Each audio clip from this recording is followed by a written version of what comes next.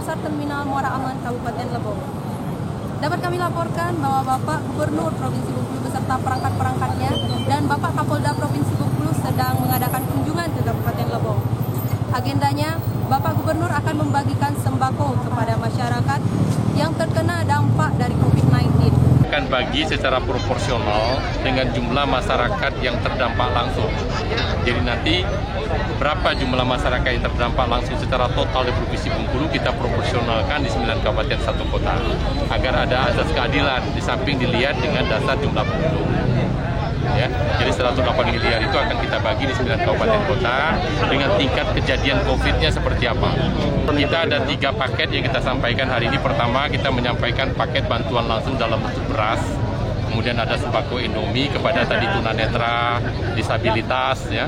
Kemudian sopir angkot, buruh harian, tukang parkir, itu kelompok-kelompok yang langsung kita sasar untuk kita selesaikan dari tingkat Provinsi Bengkulu. Ya, kemudian yang kedua, kita mencoba membeli hasil pertanian masyarakat agar sebenarnya gerak ekonomi masyarakat tetap berjalan dengan baik. Nah, saya himbau kepada aparatur pemerintah, TNI, Polri, ya, kelompok-kelompok yang memang berpunya, ayo kita belanja, beli hasil pertanian masyarakat agar jangan sampai dengan COVID ini hasil pertanian menjadi tidak terpasarkan dengan baik. Ini coba kita lakukan juga.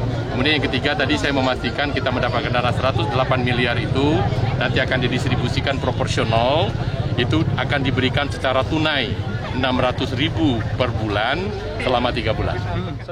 Pertama, saya ingin mengucapkan terima kasih sebagai pemerintah daerah, kabupaten tentunya sangat berharap bantuan karena walaupun Lebong ini dalam zona hijau, tapi tidak menutup kemungkinan, ya kan, yang masih tersembunyi bisa nimbul. Oleh karena itu, bantuan ini merupakan bagian daripada sosial, ya, pemerintah kepada masyarakat yang terdampak. Khususnya yang tidak terdampak demikian juga. Nah, kita juga karantina wilayah Lebong khususnya, ya kan, kita perketat. Siapapun yang masuk ke Lebong tidak mengenal jabatan, siapapun harus diperiksa sesuai SOP. Nah, tentu ini merupakan satu pencegahan yang preventif yang sangat efektif. Nah, ini kita pertahankan terus. Masa COVID ini juga perlu masyarakat harus disupport, ya, disupport supaya masyarakat tidak banyak aktivitas, banyaklah di rumah, ya. Jadi inilah himbauan kita, mudah-mudahan Lebong bisa mempertahankan di zona hijau.